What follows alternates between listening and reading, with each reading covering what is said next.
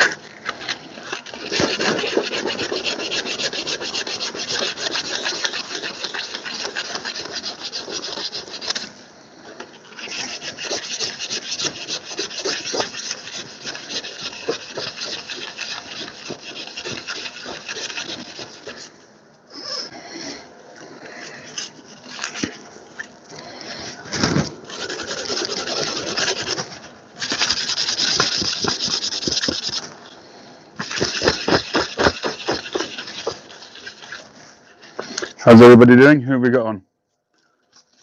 3 people on. Welcome back.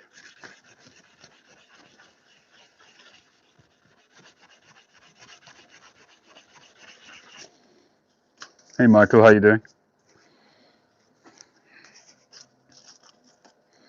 XJ, Jack.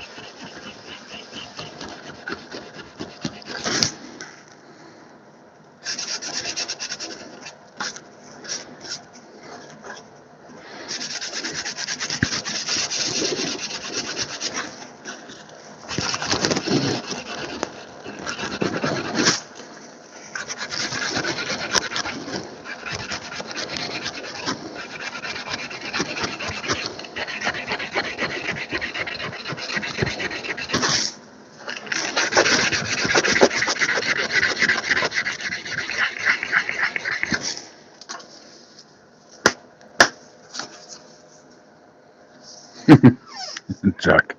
Depends how much tobacco you've got. Depends how many pipes you've got. Depends where you feel the need is.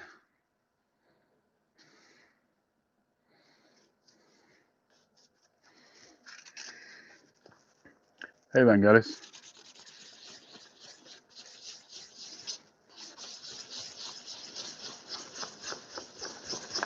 So on the shaping wheel, I went up to 400, and now, so that just gives me a good basis to work from, and I'm going back now to 240 grit, and then hand sanding all the way up to 600 or 800. That's the shape, so we've got quite a chubby apple there, or bent billiard you could call it, whatever you prefer. It's got a slightly oval, so the sides are slightly oval. But I went for very basic, no bling, no rings, no bands, no nothing. I just wanted it to be as good a pipe as it can be. It's got really nice grain, and I'm going to give it quite a rich stain. If Pipe Puffer gets back on, he said he wants it. He wants to order it.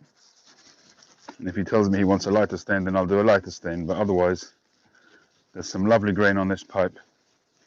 It's got one sand pit, so I want to try and absorb that in the staining. It's got one spot there. Yeah, exactly. Simplicity is perfection. I want it to be just a bang-on pipe, smoking machine, which looks nice as well, which is really the philosophy of my pipes. Even though sometimes I do make them a bit blingy.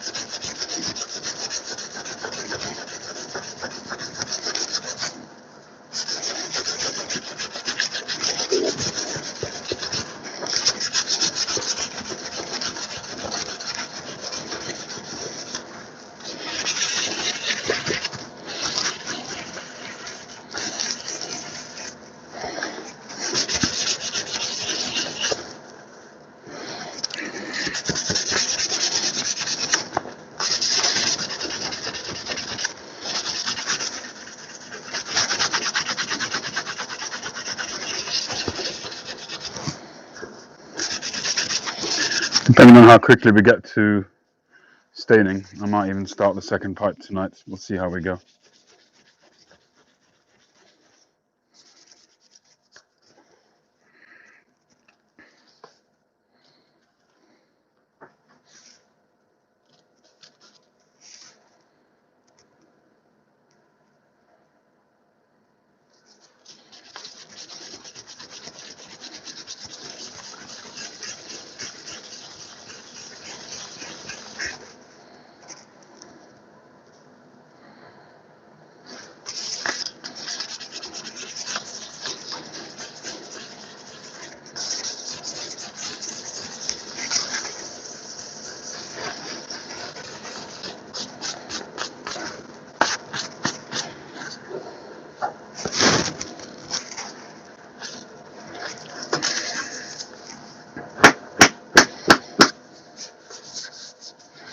Thank you, Jack. Appreciate that very, very much. You know, I keep saying it. I don't want to over sort of state it. It's you know, the pipes have got to smoke right first before anything.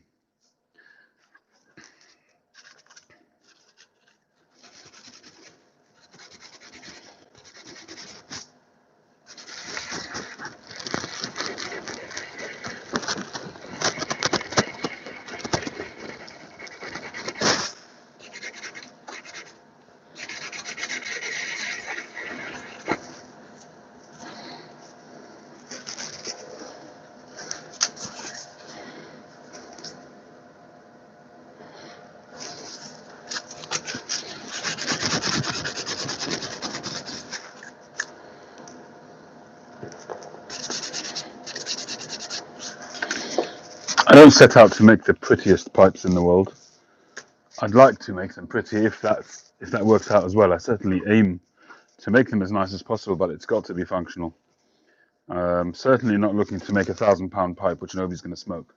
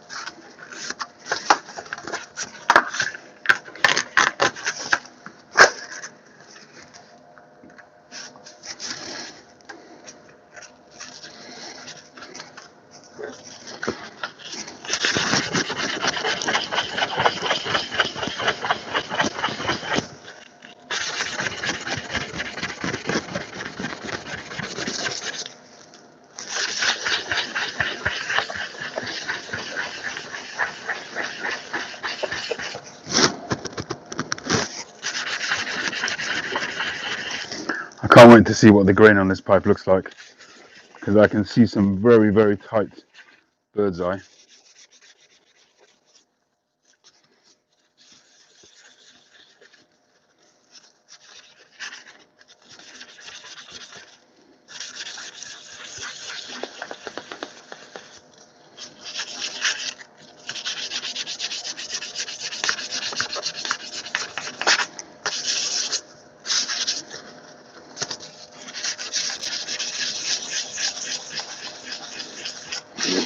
I agree, Jack. I've never spent that kind of money. The most that I've spent on a pipe, and I've only once spent that money on a pipe.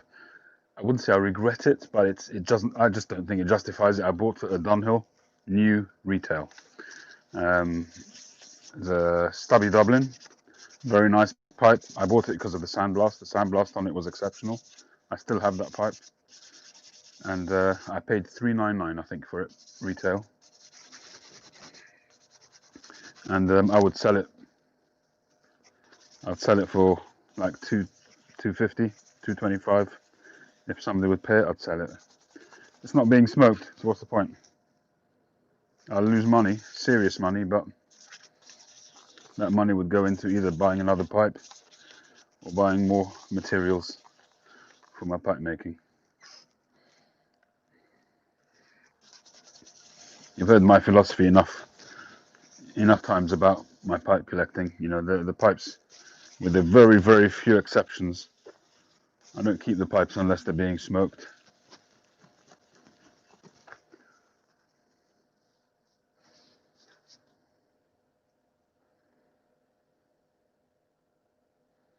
I did not glue it. I just included it, Michael.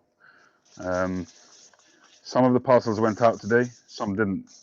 So if you want me to glue it in, I can. If I've still got it, I have to check. I'm not sure which ones are still here. I wasn't here when the postman came. Did you want it glued in or not glued in?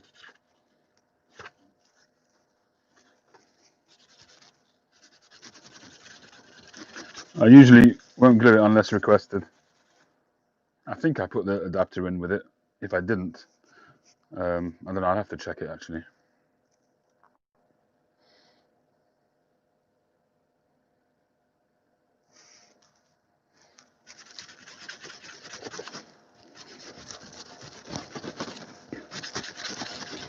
I remember when you told me about it, I put it into the sock with it so that I don't forget, but I don't remember when I packed it up if it was still in there. I don't really fancy unpacking the whole thing, I must be honest. I'm sure if it isn't in there, I'm sure you can get an adapter locally. I mean, they cost like $1 or something, or $1 or $2. But I'm just not keen on fully unpacking the package. Unless you absolutely want me to, then I will.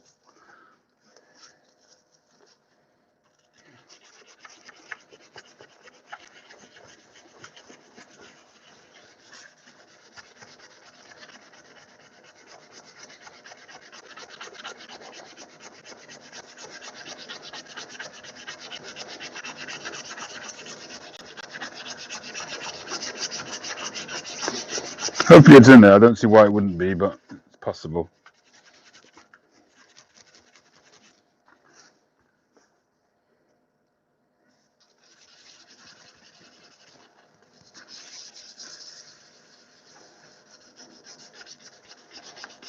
Yeah, hopefully you won't be disappointed, Michael. As you know, I'm a big advocate of it. That's why I make 9mm pipes. And the way I make them leaves room for enough smoke to come through, which doesn't go through the filter, which means you don't lose out on the flavor, you don't lose out on the draw too much. And try to give you the best of all worlds. I try to give you what I want out of a smoke, out of a pipe, which is an experience, a smoking experience, which has developed over 5 years. And hopefully, when you get it, you'll be happy with it.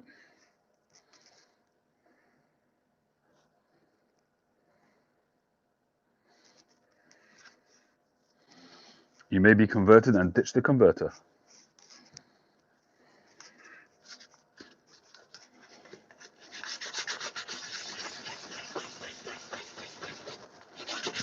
I don't smoke a filter because of the health aspects of it, but that's a great bonus. I mean, you take out a filter, you see the condition of it when you finished with a pipe, especially if you smoke aromatics. You can be happy at least that that hasn't gone into you. You know, it's certainly a great bonus.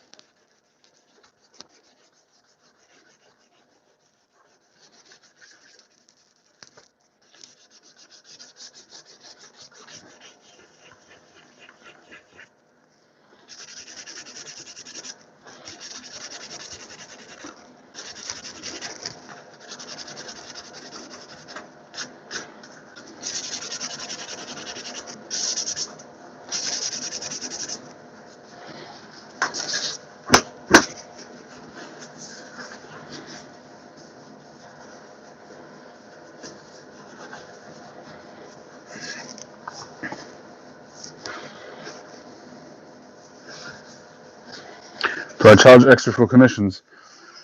I don't have a formal extra structure for commissions, but I do tend to err a little bit on the side of higher in the star prices.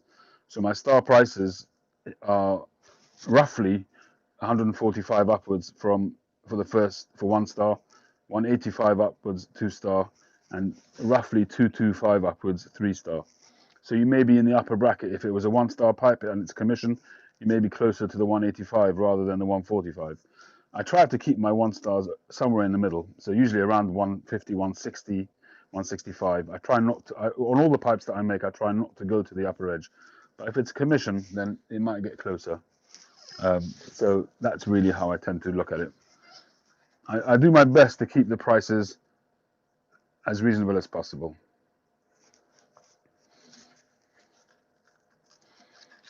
You know, the other day I made, it's the one that Michael actually bought. So that one, I don't remember what I charged him for it because he bought it in the sale. I think he got it for a steal. I think he paid 150 for the pipe, but that one had a mortar band and a faux ivory band. And there's a lot of work. I can hear a mouse in the background there, which I don't like the idea of. Just going to go check what Mickey's up to. It's really cold out, so they're probably coming in for a bit of warmth.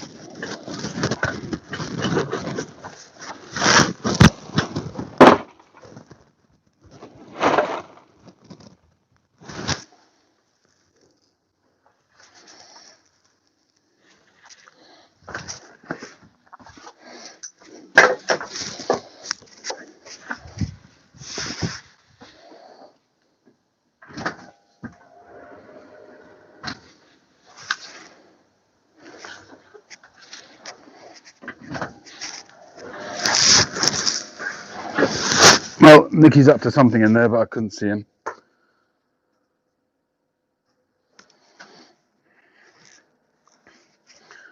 Yeah, Jack, no problem. What kind of shape do you think you'll be looking for? Hi, Tim.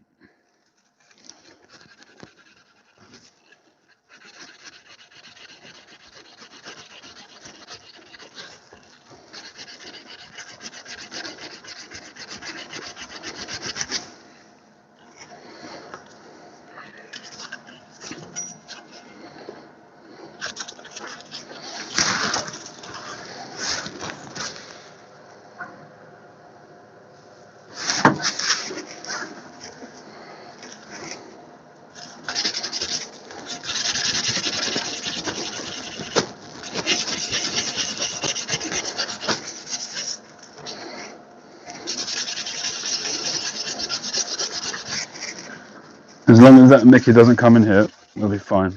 I actually don't know if it's a mouse or a rat, but there's definitely noises coming in from the back garage. I'm not so bothered by mice, but rats, you don't know what they'll do.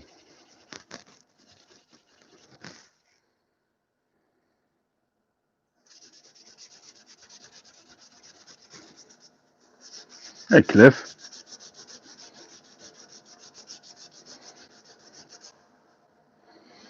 Well, I'm glad you're back at work.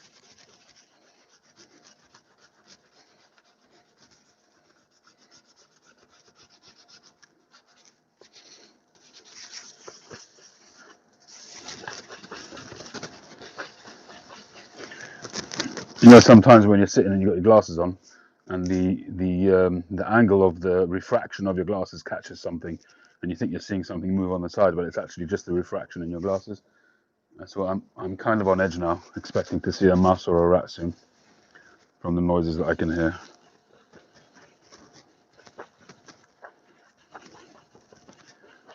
Once I've got a little bit of money built up, I'm going to renovate this, strip it out completely, open up this wall behind me, and then reclaim the rest of the garage to be able to use all of it.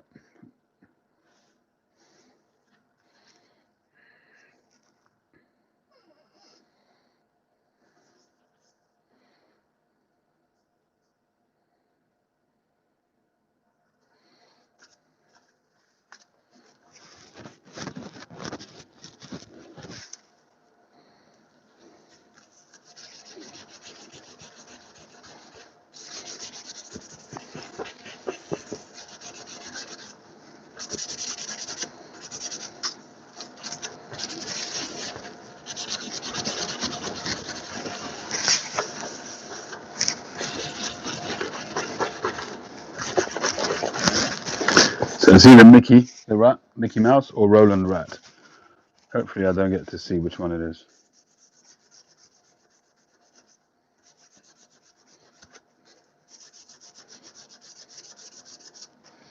Good for you, Cliff. Keep grinding.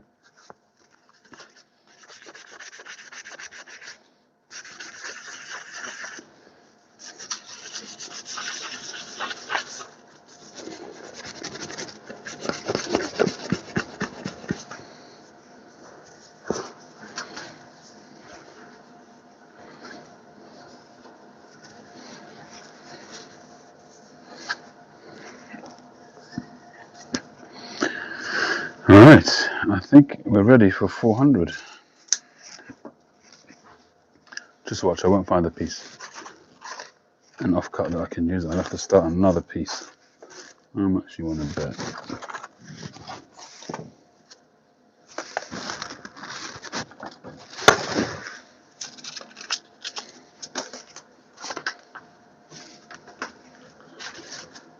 I don't like starting new pieces when I've got bits flying around.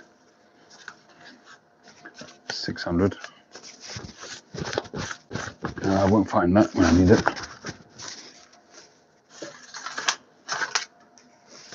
1,000. Ooh, going up in the world. 400. Need you, Adam and Ebert. Get a bait station or two. If it's a rat, we'll probably chew bits out of something important there and towards here for killing chicks and squirrels. Some rats that came from it. You had a few up Capitol Hill, I think, yesterday. But yeah, rats will chew through a lot of stuff. A while back, a good few years ago, we had a problem in our kitchen. The guys who installed the kitchen when we moved into this house nearly 20 years ago, or over 20 years ago now, they installed a new kitchen, and you got pipes going through, the waste pipes going down through the floor, and being, they just cut some corners. Now, I don't want to go so far as to say they were cowboys, but they didn't do the best job. They basically butchered the floor, and then once the kitchen's in, you don't see it. They put the plinth in front of, at the bottom of the cupboards, you just don't see what's behind. But the place was riddled with holes where the pipes went through. Instead of drilling exact holes for the pipes, they just whacked their way through the floor. And basically, the drains or whatever it is which they hadn't closed up properly, or I have no idea what, but we were getting rats in the kitchen. They were finding their way into the kitchen. I remember one time coming down in the morning and seeing rats on the surface eating food that had been left out to defrost. That was bad news. I didn't even tell my wife because she would have freaked out. And we had the new kitchen fitted maybe 10 years ago, and I told them to make sure that they seal all the holes. And since then, we haven't really had an issue. I mean, every so often you start, you get the whiff of a dead rat. And that I think is, you can get that anywhere really, but it's nothing like it used to be.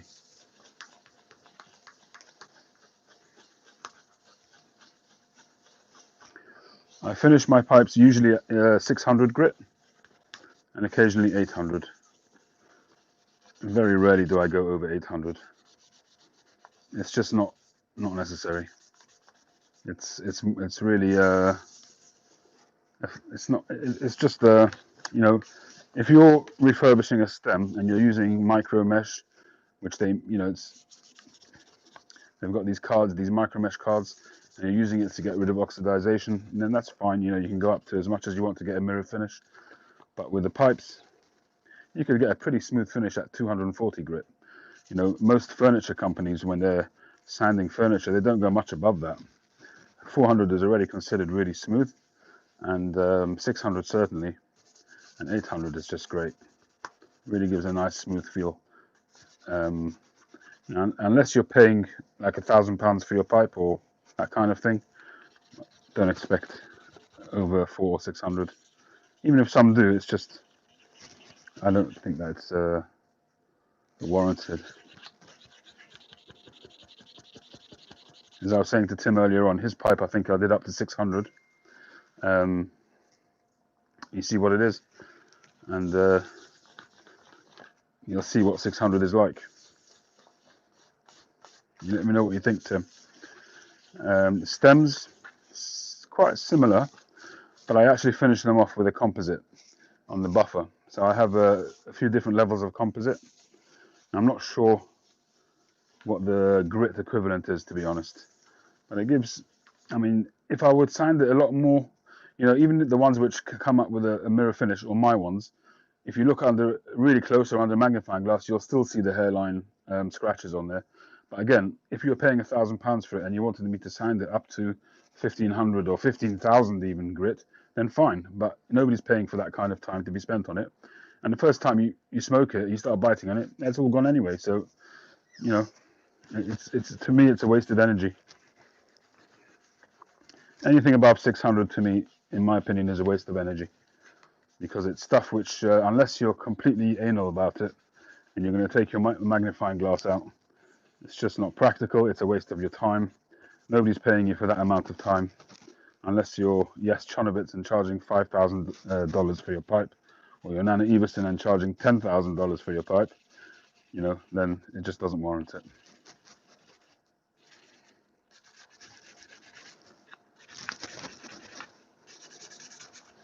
The pipes that I make are made to smoke. By the time you've smoked them a couple of times, all of that's just gone.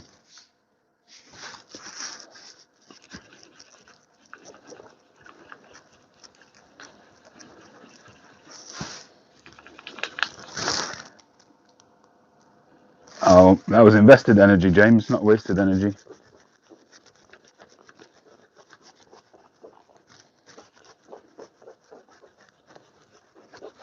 Hopefully that pipe's not too smooth, doesn't end up falling out of your hands. That is a smooth pipe.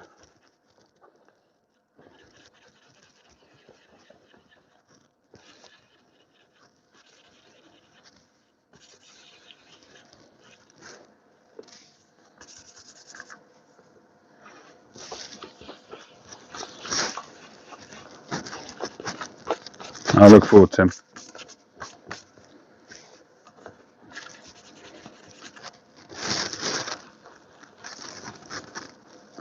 No, I do some acrylic and some, these stubby ones tend to be acrylic, but I do some ebonite as well.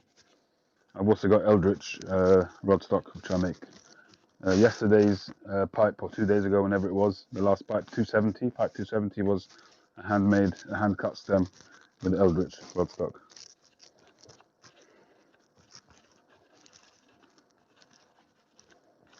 Right, I'm just going to give this a quick blast on the mop. Just give me a sec.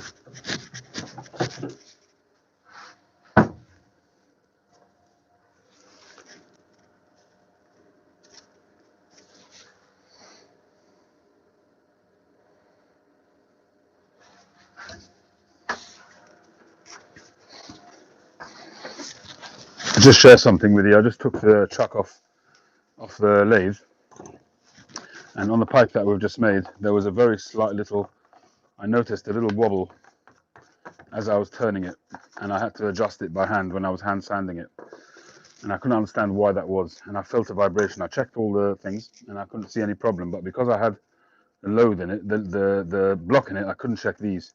And look at that, there's a very little bit of play there, and that's affected the turning of the pipe. So it just shows you, before loading up the block, you've got to check all that.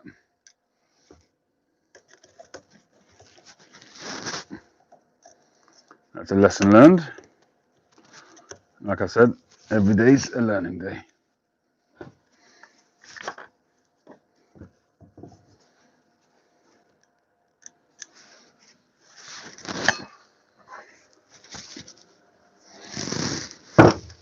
Sometimes when you're doing stuff and you can't figure out why something's gone wrong, it's a good feeling. Oh, flipping heck, I can hear noises and I don't like it.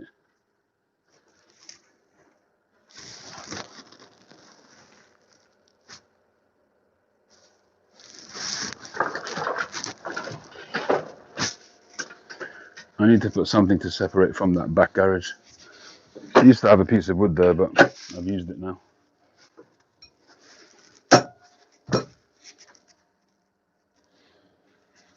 Let's see if I've got something I can put there.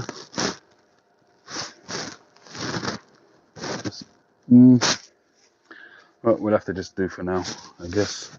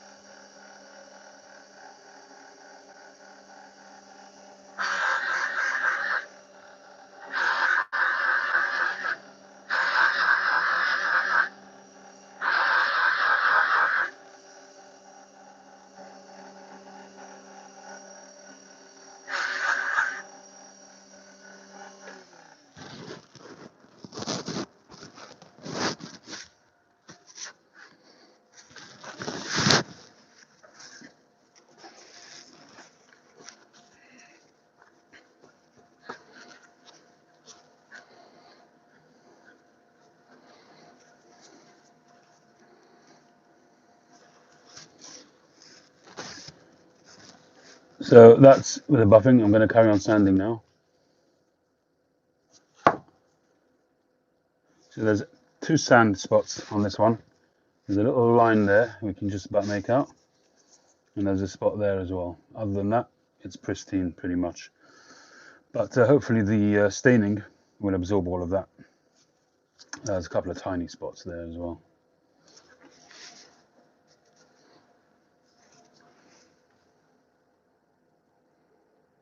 Erev Tov Smoking. How you doing?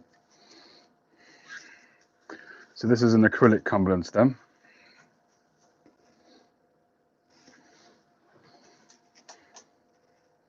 Don't know if you can get the lighting on that.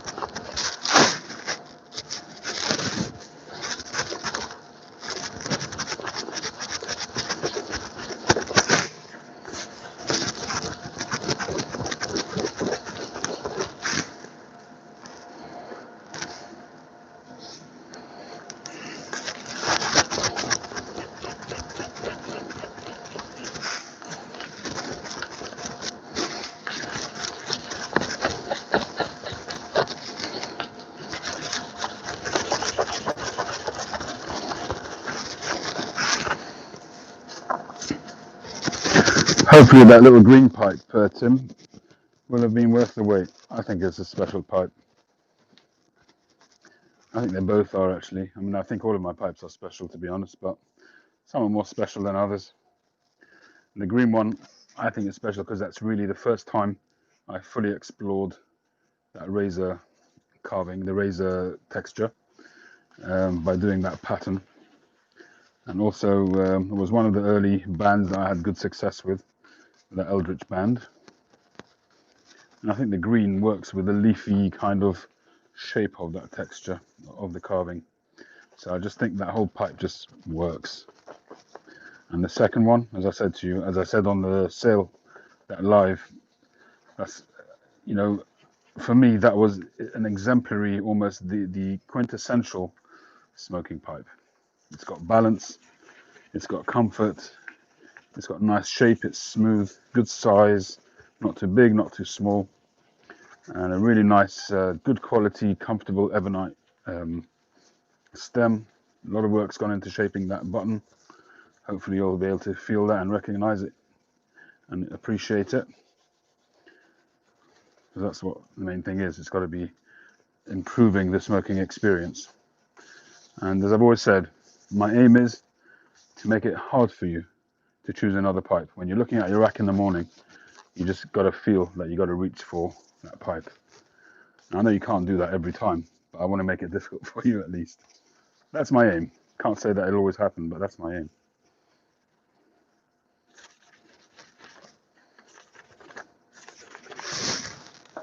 I have that problem every day now with this pipe.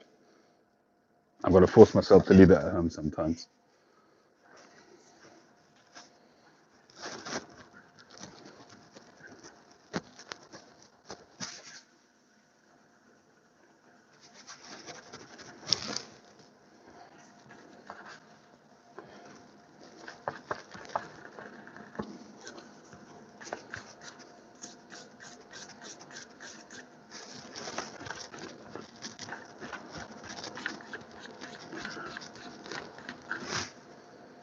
So I'm just giving it a very slight soft edge, even though I often like a razor sharp edge.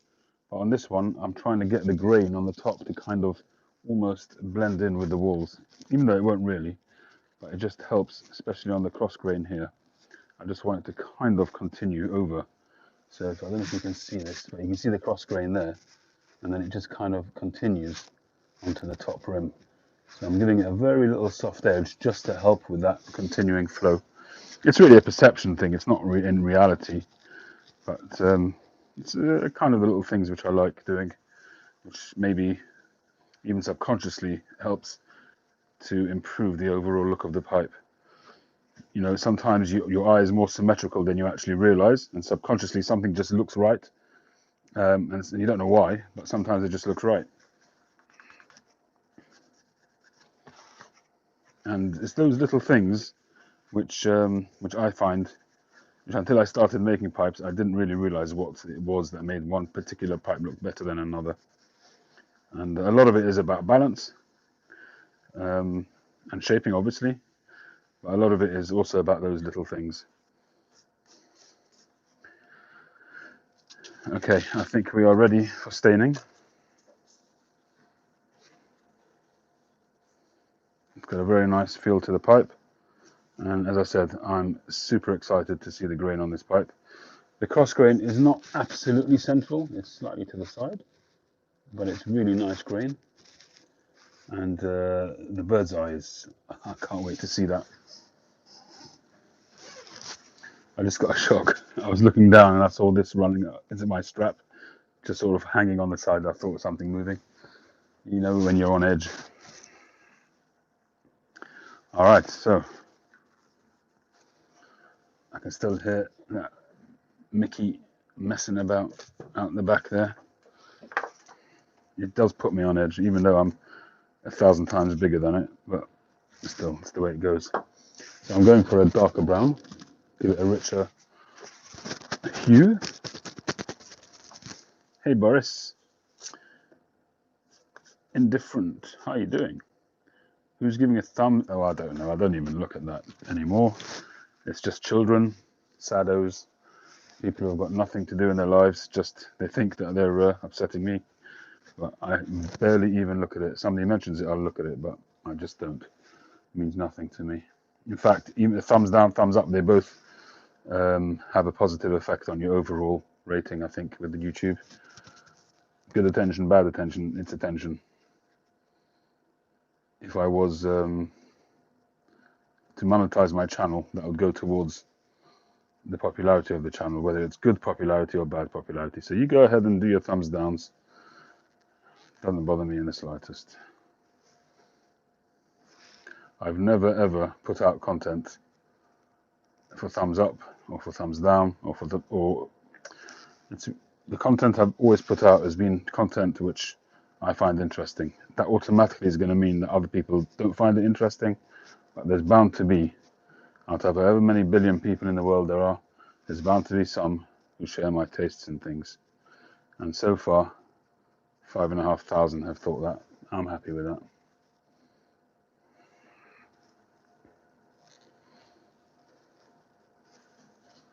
I think a while back I passed 1 million views on my channel. That was quite something. I figure, I mean, I didn't make a song and dance about it. I didn't do a giveaway. I didn't do a video about it, but it was just a milestone which I thought was quite cool. Bit of a crazy number, really, if you think about it.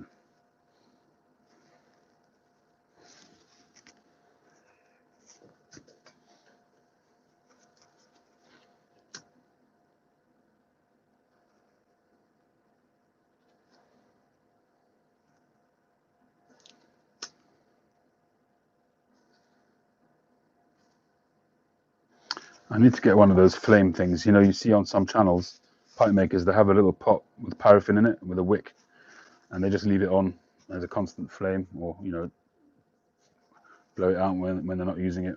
It's a cheap way of having a flame. I need to do that so I can just literally put the pipe over it when I want to burn in the stain.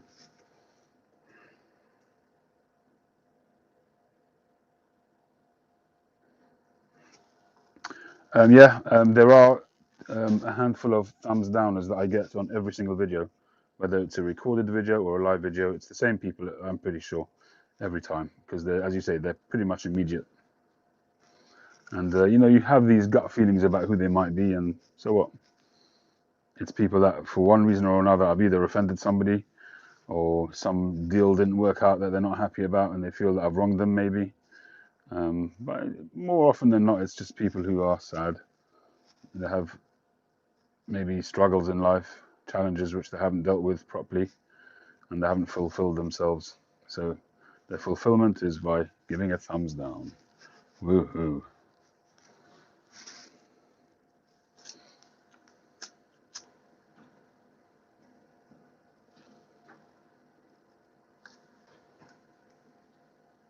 Sounds like I've got a family of rodents out the back there, and racket that they're making. I don't know if you can get it there, the banging and clattering. But one of these days, I'm going to get a gun out and start shooting. I do have an air pistol, but I'm not into killing things if I don't have to. But being a garage outdoors, there's invariably going to be holes. They can get in under the garage door, that kind of thing. Really making a racket in there.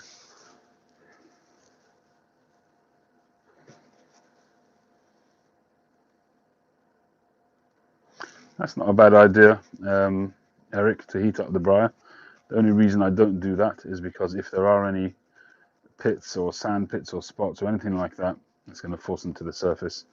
And sometimes when you're sanding or shaping, you very gingerly work your way around a particular flaw in the pipe, trying not to sort of open up any more sins and just go with what you've got. And heating it up can sometimes bring that out.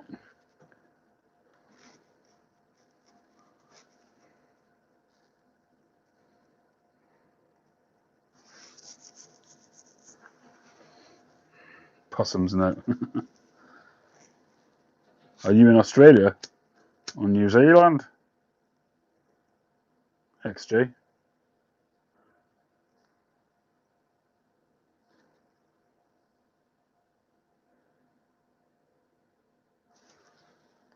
Tasmania, same difference, isn't it?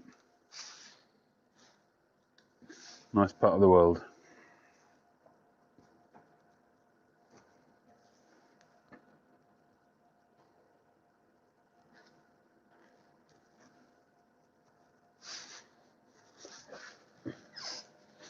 Should I find something to chuck at it? A big block of briar, maybe? Whoa, what was that? Jeez, man. Getting jumpy.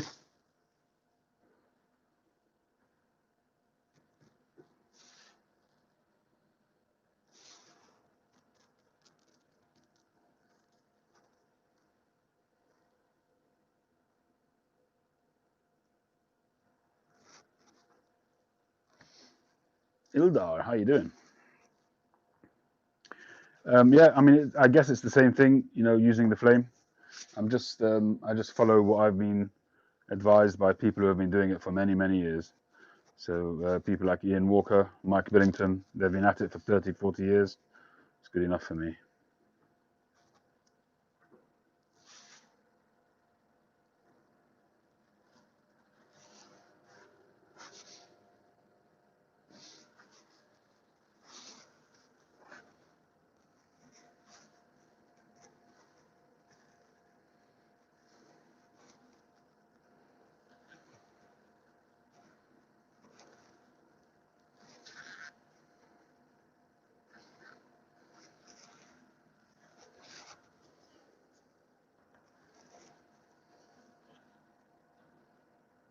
I guess. Exactly. Eric, pyrotechnics are always fun. Bit of pyromania never did anybody any harm.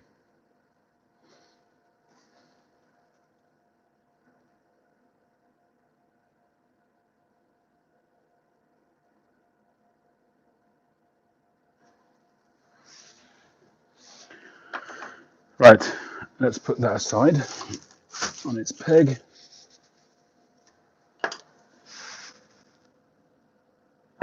What's the time? 8:30. Early enough to start another pipe, don't you think? What do you reckon? Should we go for another pipe? I still have the block here. And what I was aiming to do with this block is to make another one of these or something similar. There's quite a lot of work involved in doing the band.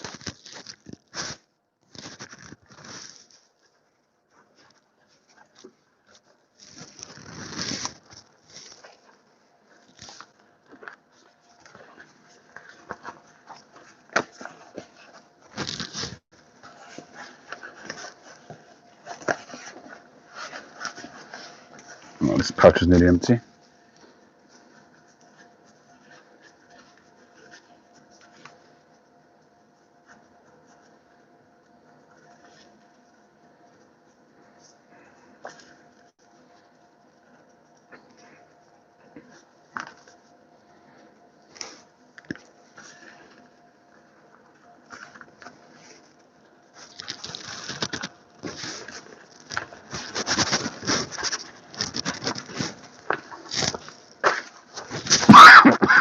Coughing before I've even started.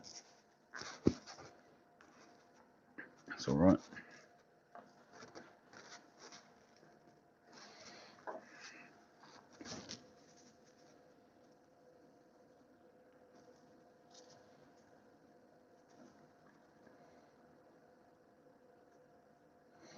That's George Dibos, is it? Something like that.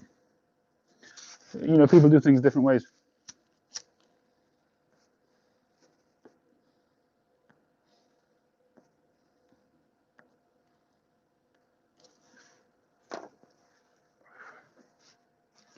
Yeah, his videos are epic. You know, he does a pipe repair or does a process, and it takes 21 videos to do it. I mean, that's just epic. You have to have patience to go all the way through. But if you want to find a topic, a process, he's pretty much got it on there somewhere. Short of making pipes, which he doesn't do. I had a look at his videos about putting stamps onto pipes. And he's got a whole setup there so that he can put it on his drill press and all that kind of stuff.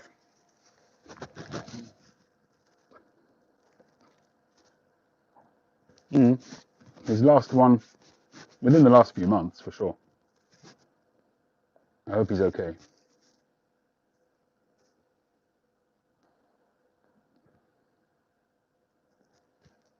Yeah, I'll definitely revisit those towel pipes. They were very, very popular. And even sold my one, which I'd smoked a few times. So somebody really liked it, and I allowed myself to be persuaded.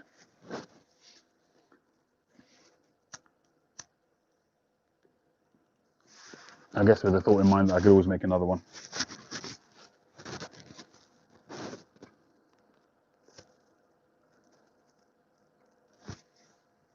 You guys know what I'm smoking in this pipe, right?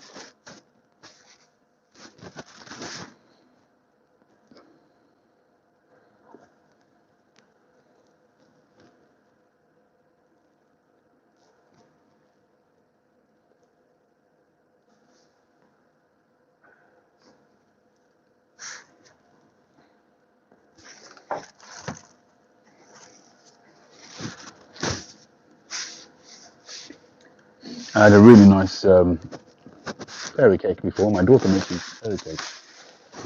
Vanilla cream jack, absolutely. Check out this muffin or fairy cake or whatever it is you want to call it. Chocolate drops, chocolate buttons, whatever you call it. Absolutely delicious. Keep this one for later. Yeah, a few months ago. That sounds about right, XJ. Because I remember seeing new ones coming in on my feed, but just not maybe very recently.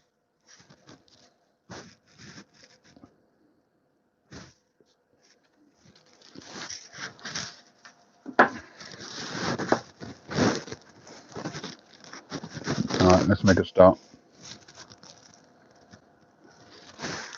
Like I said earlier on, the grain on this pipe, if I was on this block, if I was to maximize it, I would lose half of it. I might still even allow myself to do that and just end up with a short shank. The grain on this, on some of this, is just fantastic.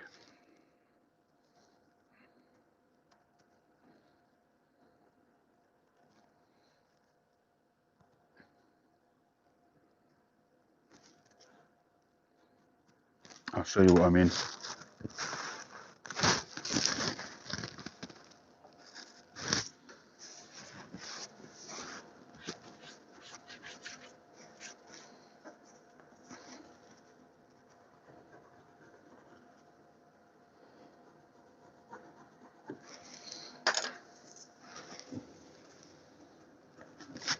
You see that grain?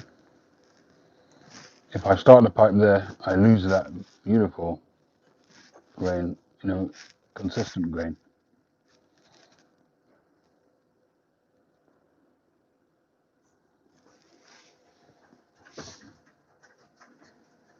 Bloody hell. What is in the back there? It sounds like the whole garage is coming down. I need to go and check this out. Hang on.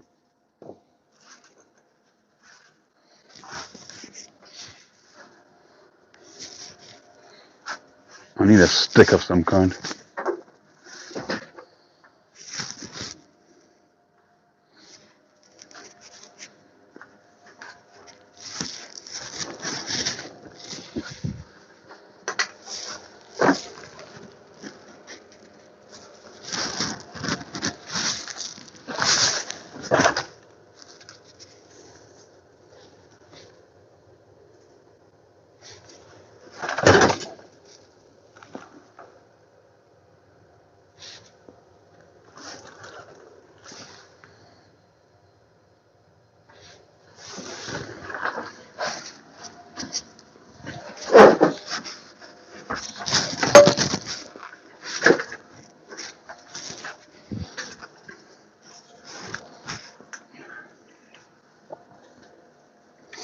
So, you see what I mean?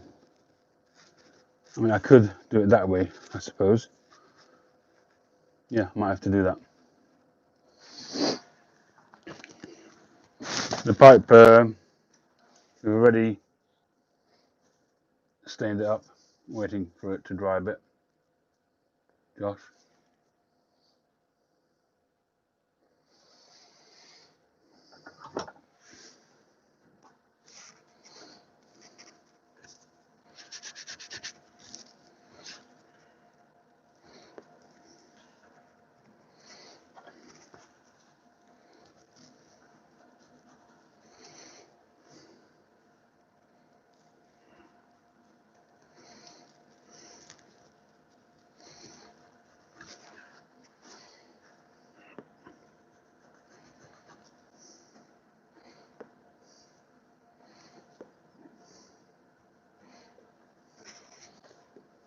See, if you have a look at the width of that,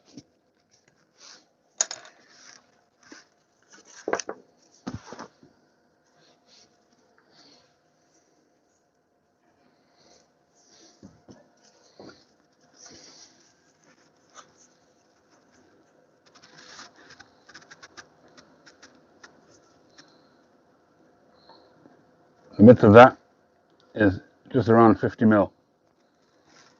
The problem is that the width of the block is probably about 45 mil. It's 46 mil. So I can't do that full width anyway. But that would look awesome. I can do an oval, I guess. But I'd much rather sacrifice a little bit of the width and be able to do a proper circle using the lathe than risking it on an oval. What I can do is turn the rim on the lathe and then just hand sand the rest of it.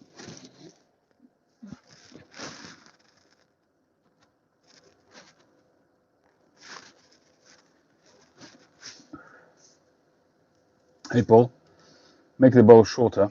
You leave some brine in the bottom and make 2 pipes. Could do that. I don't think I've ever actually done that. I can make yeah, I could see that. I could see like a double in there, that way. Could do.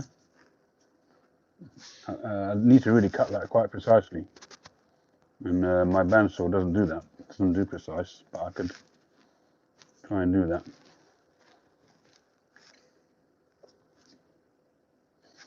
That's a nice idea.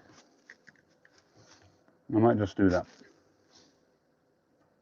Yep, yeah, Eric, good idea. I think I might just move things along a little bit and make a little sort of a shallower pipe there, small pot kind of thing.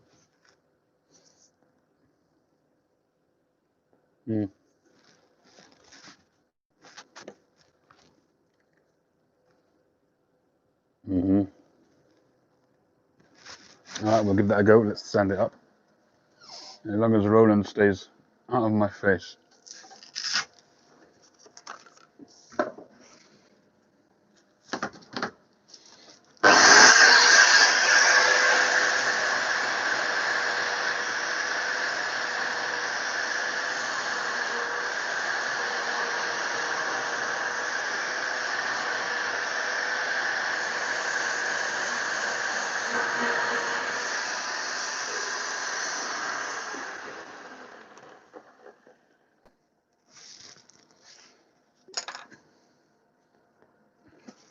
Hey, Morgan.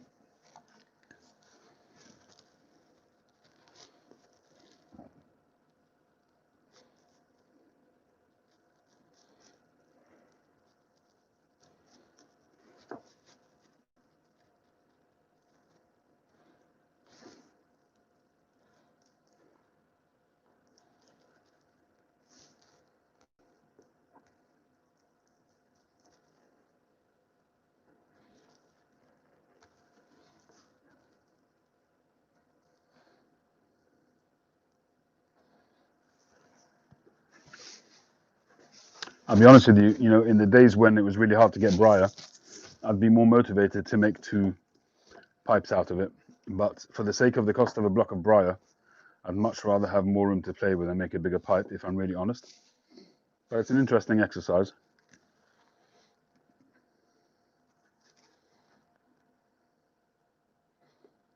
It's definitely an interesting exercise. Yeah, flipping Roland has got me very jumpy.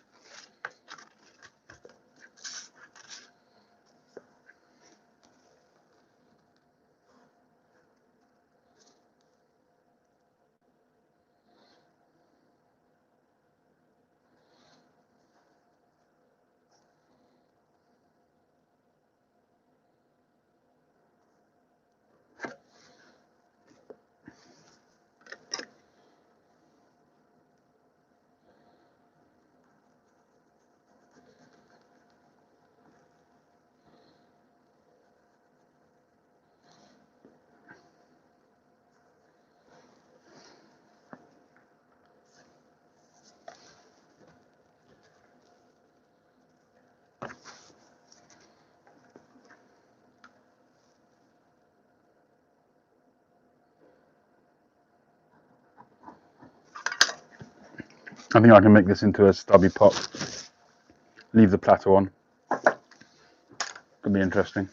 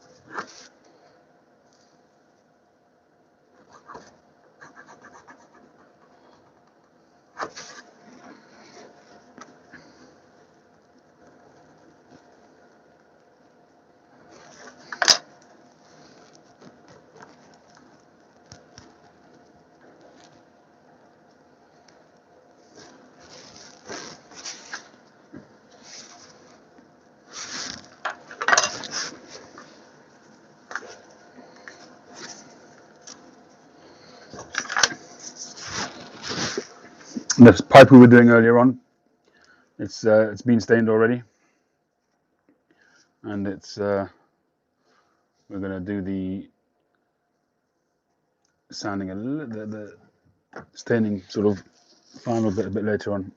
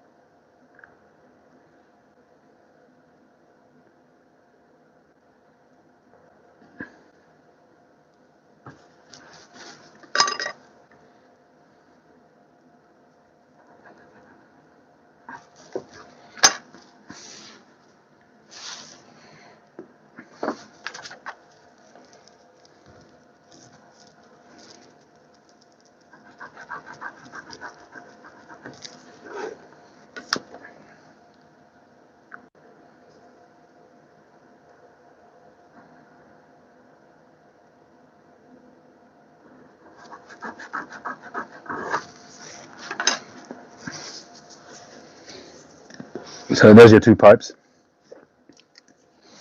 So that inner one there with the blue lines, that's one pipe. That's going to be a squat kind of tomato kind of idea, hopefully with a plateau top. And here we'll have a longish shanked, sort of a free shaped kind of Dublin. Now it really depends on my bandsaw, which is a bit iffy. So that's what I'm going to do next.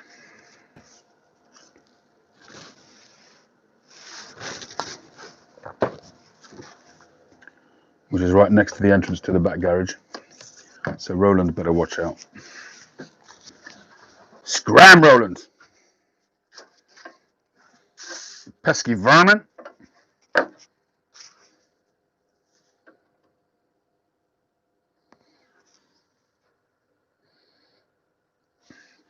The bride gods, I don't believe all of that muck.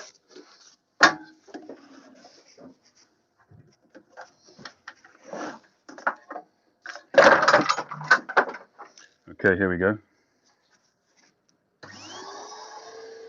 Scram.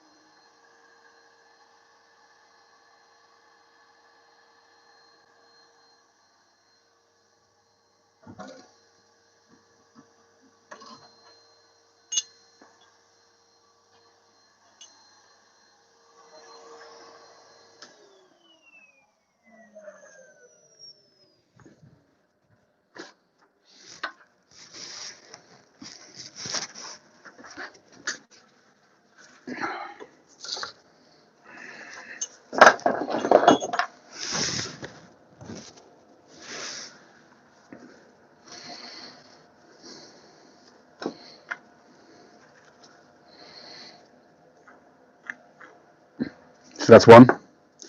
It actually goes quite shallow over there, so it's going to be an interesting pipe, this one. We'll have to figure that one out. By the time yes, I mean, that will sort of carve out and round.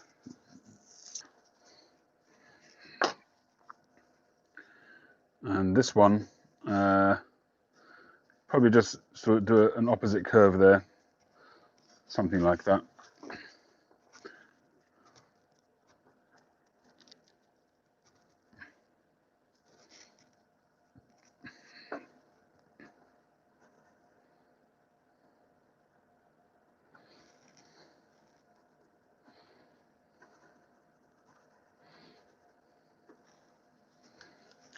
Something like that.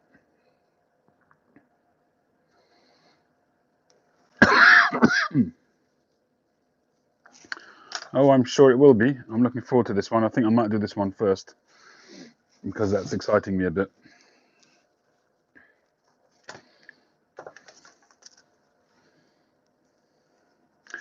No, I'm not doing it unfiltered. So I'm sticking to what I know with this pipe. I'm going to have to go for a smaller shank, I think. Yeah, it's going to be wide. I'm using a 22 mil, so I've brought two with me. So the Dublin will have the regular 20 mil, and the fat one will go on that one. So it'll be shallow but wider.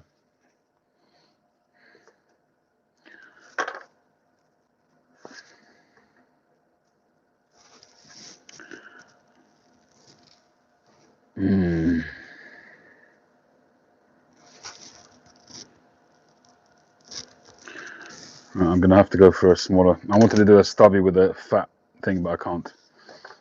I just won't get a full circle. I'd have to go all the way down to about half of the length of the shank, which I don't want to do.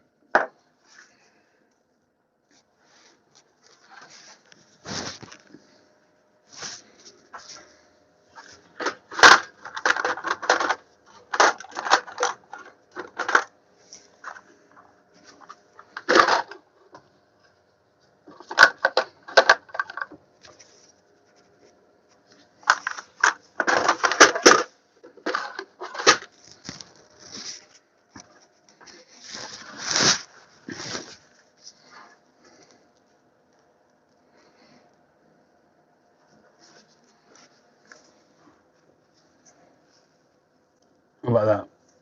Just a little bit. Nice caramelized stem. Give the smoke a chance to cool down a little bit. Oval shank, that's an idea. Actually, that's a cracking idea, but will it work?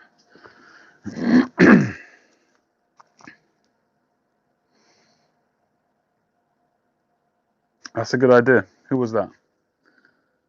Johnny. Excellent idea, Johnny. Excellent idea. We could do that. Just not sure how it fits in with the shape of the pipe.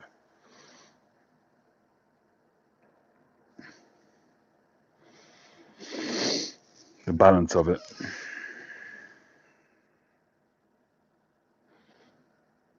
Because it's going to be squat. It's a squat pipe. So being squat, put an oval shank on it and it softens it completely. It just changes what it is.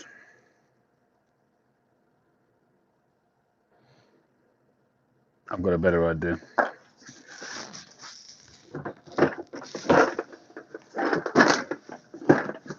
I'm not sure if I've got any.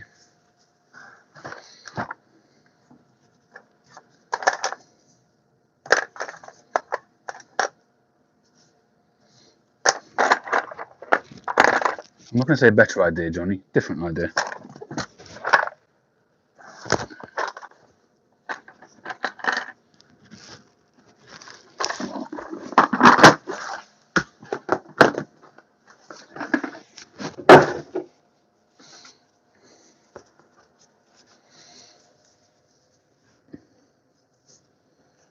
Square shank. No, I don't like it. Not a better idea. Oval was better.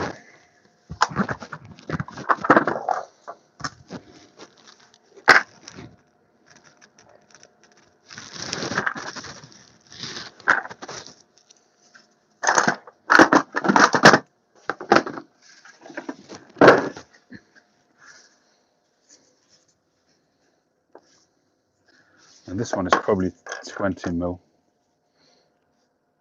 It's 20.9 mil. So by the time I've sanded it, it's going to be 20 mil. And hi, Daniel. I think that one will work. I might even trim this back to make it more stubby. Alternatively, I have that.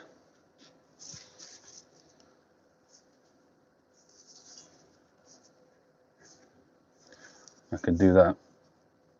And like Johnny said, make an oval. I think oval in this way works. It's proper oval. I mean, I would do oval on this one as well, but the width of it is not as wide as that.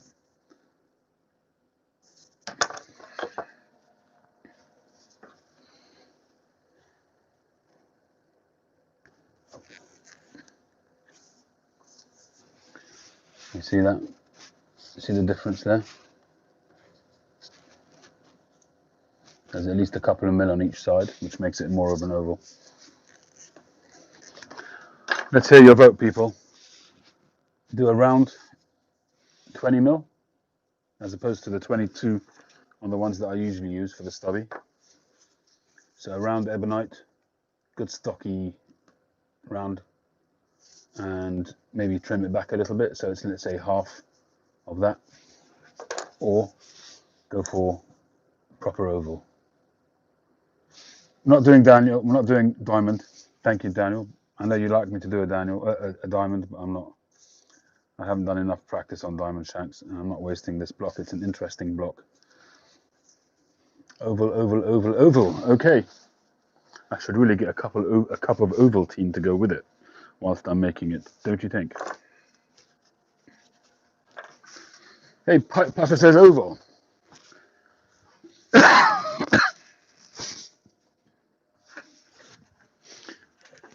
All right, let's go.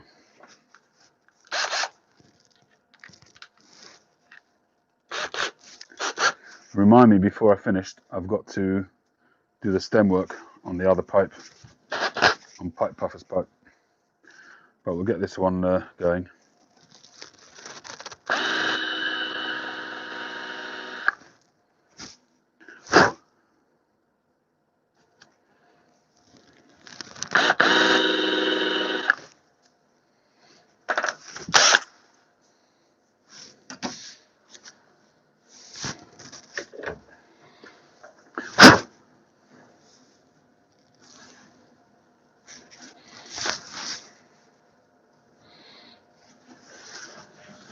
Yeah.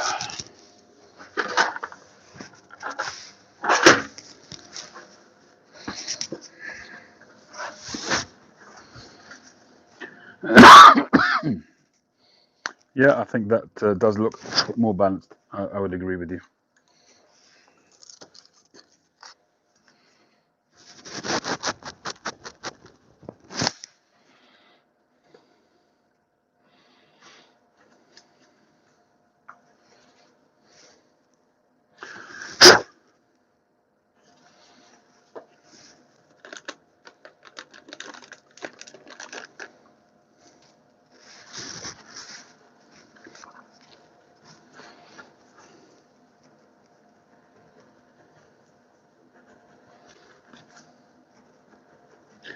Just getting rid of some of the dust to make sure the adhesion is good.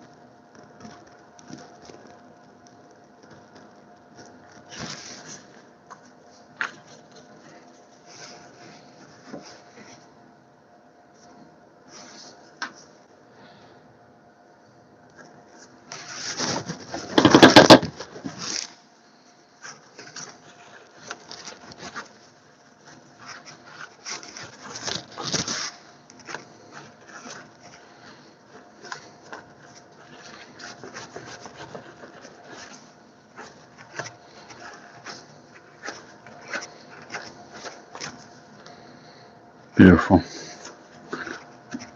Don't always get the countersinking exactly spot on, but this one is absolutely bang on. It's just virtually seamless there. That's gorgeous. That's a nice connection there. Steve-O, how you doing, Steve? Haven't seen you in a while.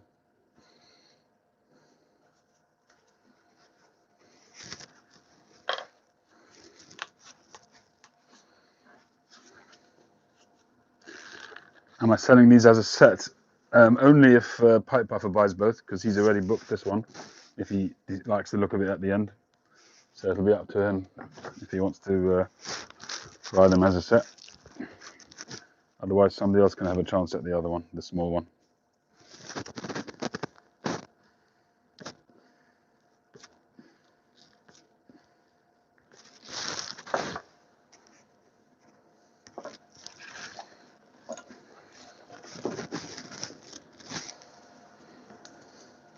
It's not going to need much drilling, this pipe.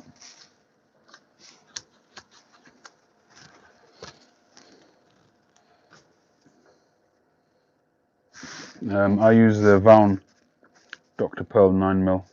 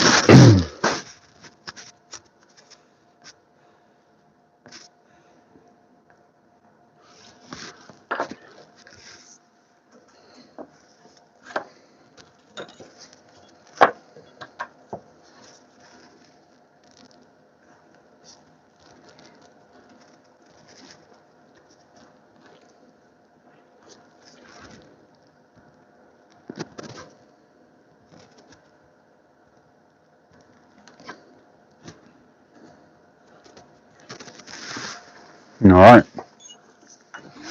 let's go.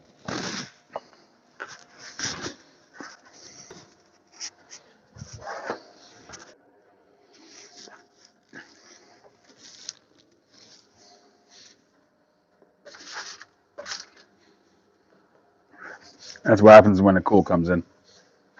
And I can't turn the data off because my Wi-Fi is not great here.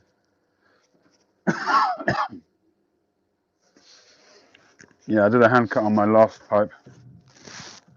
And I'm okay nowadays with hand cuts. I can do them pretty well. The only part of it that I'm not still great at is just making it look pretty, the actual slot itself. I'm doing the funneling, the V-shape inside, the button bit, spine, just getting that to look really nice and straight and smooth, a nice oblong sort of rounded thing. I'm still sort of getting to grips with that, but it has no bearing on the smoke. It's just aesthetics. But yeah, I'd rather knock out another pipe than spend another 3-4 hours on a stem,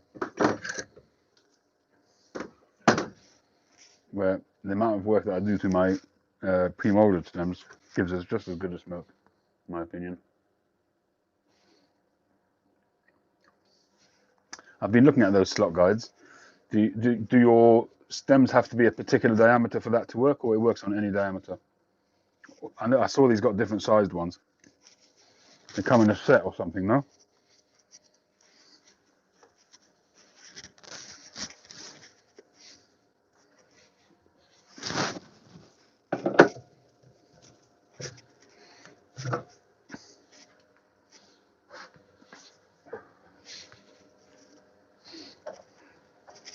This pipe should also weigh next to nothing by the time it's done.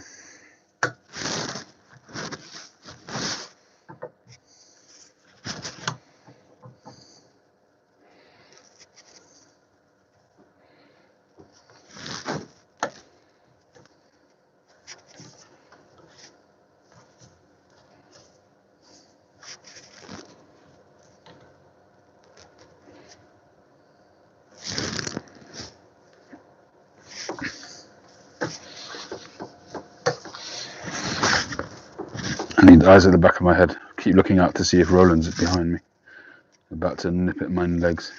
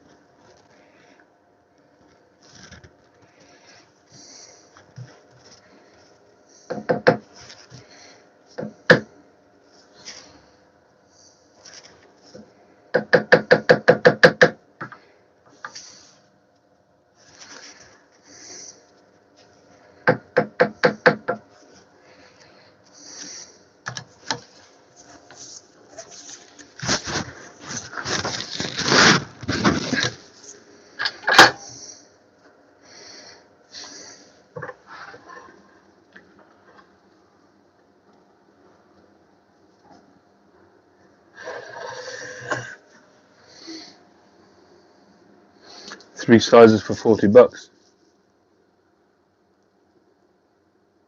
You have to turn it to match the guides.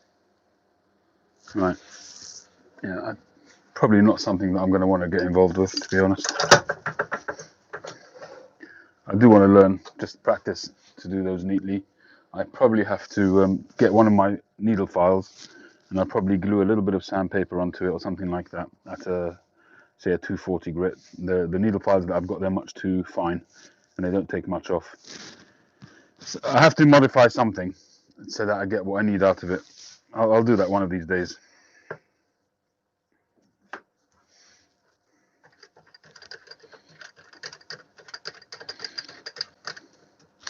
I wonder if I can get a Forstner bit on a Morse taper. Anybody know?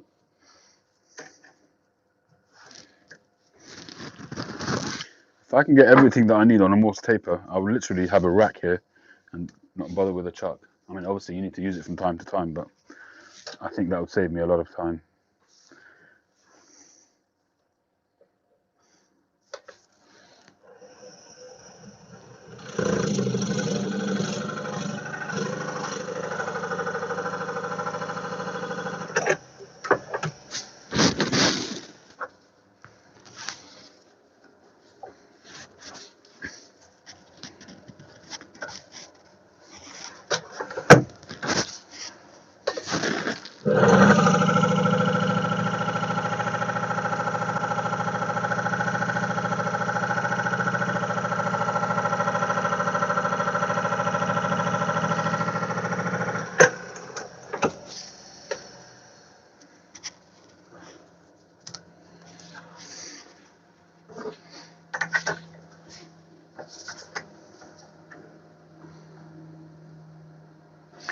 Yeah, I could get the self-tightening ones. Just when I bought the lathe, I just bought it with that. Yeah, I guess I could do that.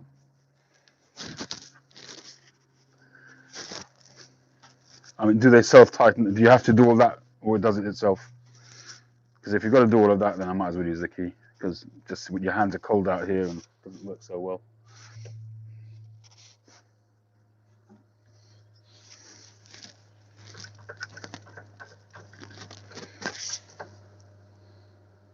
It's a horse apiece. What does that mean? Yeah, keyless chuck. I've got that on my drill, but you want them to be fairly tight on when you're working at high speed. Can you get it to a proper full tightness? See, this I can rely on because I'm tightening it myself.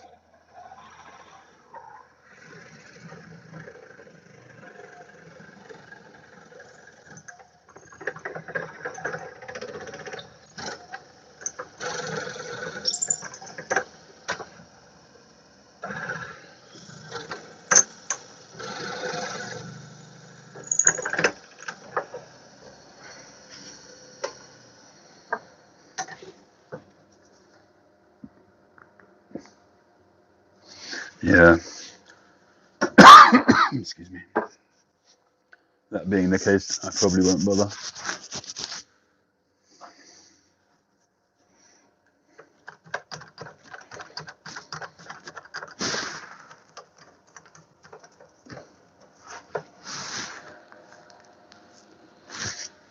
What I'm really worried about is that one day I'll come in and the flipping Roland will be under my workbench.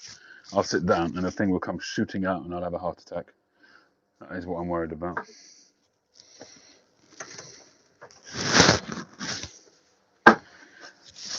Or it will come out nibbling at my nuts. You do like nuts.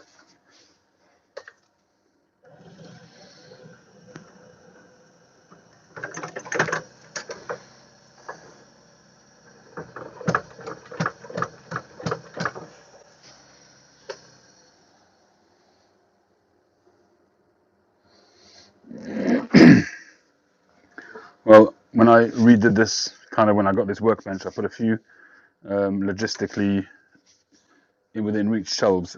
That's what I did when it was on the other side. And so the chuck key is always up on the shelf, which is literally a foot away.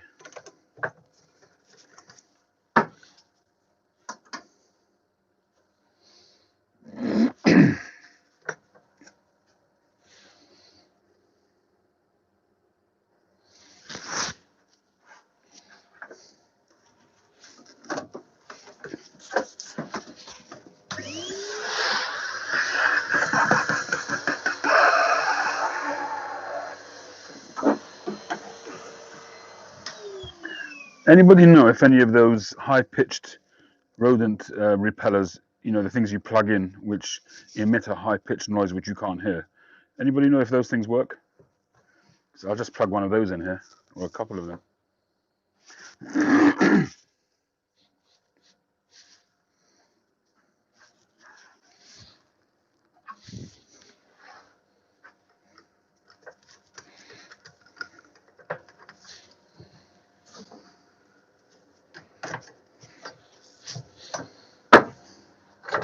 This is a hex, so I don't need to do it too tight. Don't have to worry about it too much, because it ain't going to spin in there.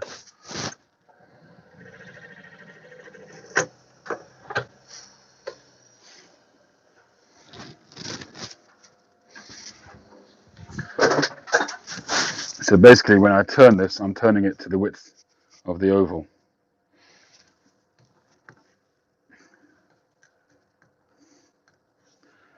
Which is roughly the hole that I've done.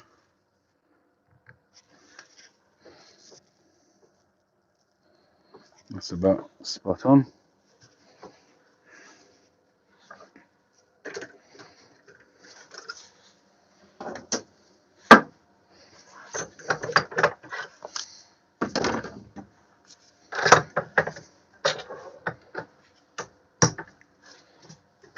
Oh, well, there goes that stem. Popped it. Look at that.